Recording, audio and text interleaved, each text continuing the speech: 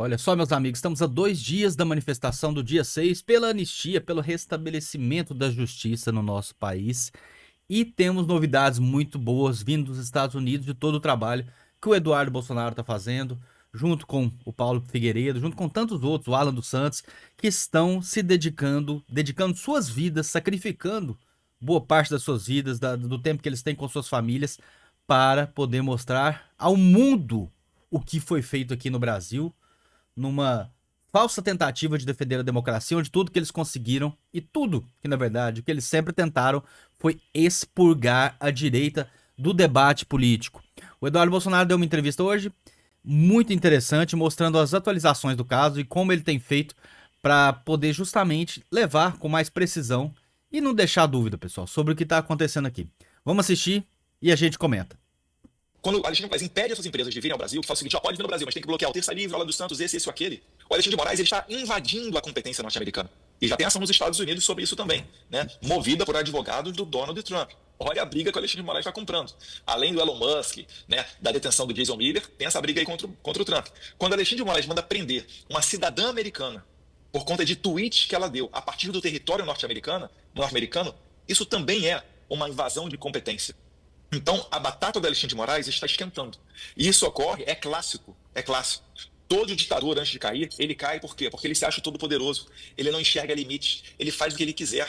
E o Alexandre de Moraes tem uma sede de vingança, uma sede de derrubar, né, esse movimento liderado pelo Jair Bolsonaro, que transcende a cognição dele, que vai além de um senso padrão, de um senso comum, para dizer, olha, eu sou juiz do Brasil, mas o meu poder vai até aqui.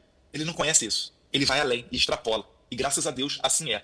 Então, essa coleção de inimigos dele é o que certamente vai sujeitar ele a receber essas sanções. Quando Alexandre de Moraes recebe essa sanção, é um recado claro para o establishment de Brasília.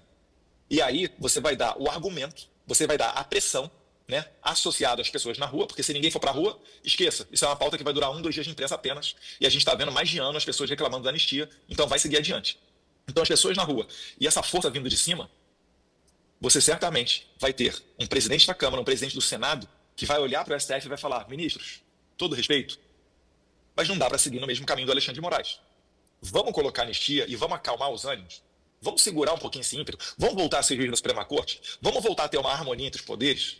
Então isso tudo está nesse jogo aqui que a gente está jogando. Então, Borgo, finalizando e resumindo, primeiro passo, 1 milhão de pessoas na rua para justificar, né, que a Casa do Povo tem que votar essa matéria, botar pressão nesse caldeirão.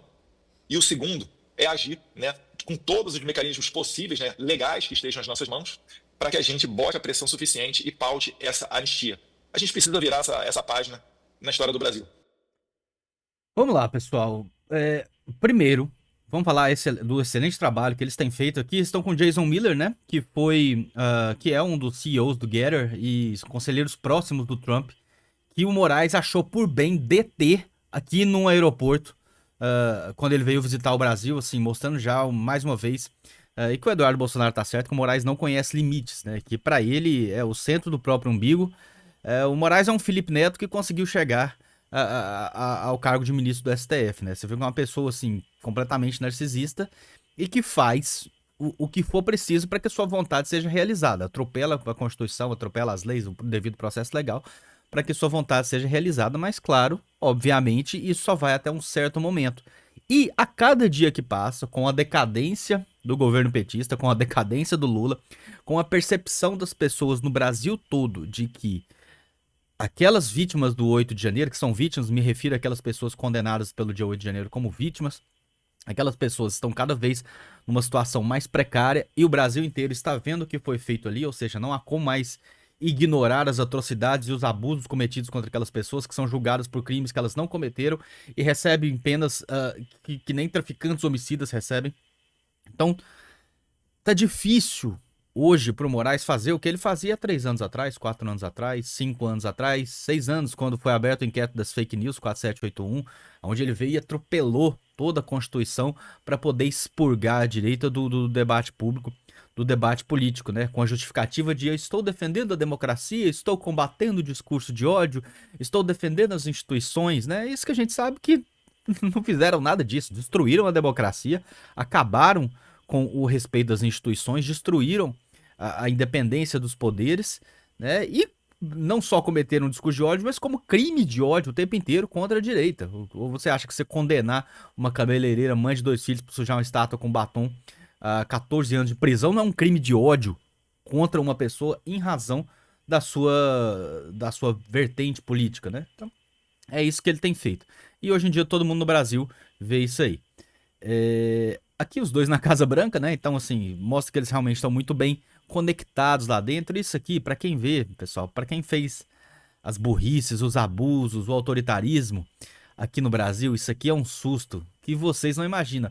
A gente já tratou disso, né? A gente já tratou disso em outros vídeos, justamente sobre esses assuntos aqui. E eu mostrei pra vocês num outro vídeo, juízes auxiliares deixam gabinete de Moraes, ou seja, por que esse pessoal tá deixando esse gabinete agora, hein? Depois de tanto tempo, será que é só coincidência? Eu costumo dizer que não existe coincidência em Brasília. Sempre que alguma coisa acontece é porque algo a forçou a acontecer. Do contrário, fica tudo como está, tá? Não tem coincidência em Brasília. Então, depois de justamente todo esse trabalho ser levado e mostrado, a gente está começando a ver resultado e é justamente por isso que o dia 6 é tão importante. Se você puder comparecer, compareça. Daqui a 2 dias, se você puder comparecer, compareça, faça a sua parte, lute. Você não está lutando em vão. E pela primeira vez eles estão dando sinais de que eles não estão aguentando mais manter esse teatro autoritário. Porque antes de manter o autoritarismo, eles têm que construir um teatro em volta. E os atores desse teatro, né? Alguns que participaram por conta própria, por cumplicidade, por ganhos, outros que foram forçados a participar, estão mostrando que não tem mais interesse em continuar com ele, porque não estão recebendo benefício nenhum. Ou então, os benefícios não estão superando os malefícios. Então, se você puder, vá para São Paulo, faça um esforço. Vá para São Paulo, se você não puder, não tiver como, vá na sua cidade, transmita, faça vídeos, se movimente, se manifeste.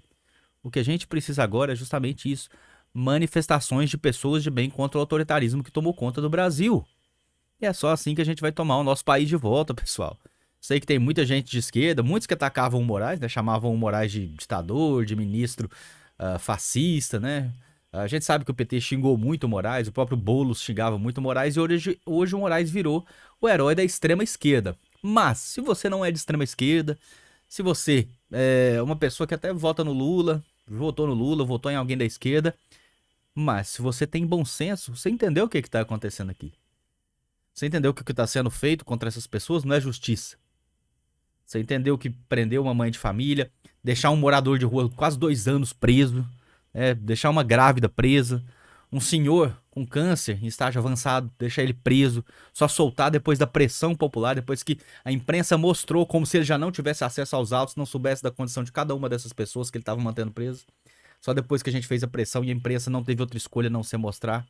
Enfim, meus amigos, vocês sabem o caminho que esse país está tomando. E a chance que a gente tem de mudar esses trilhos, de jogar o nosso trem para outro trilho, é agora, com o dia 6. Grande abraço, fiquem com Deus. Até o próximo vídeo.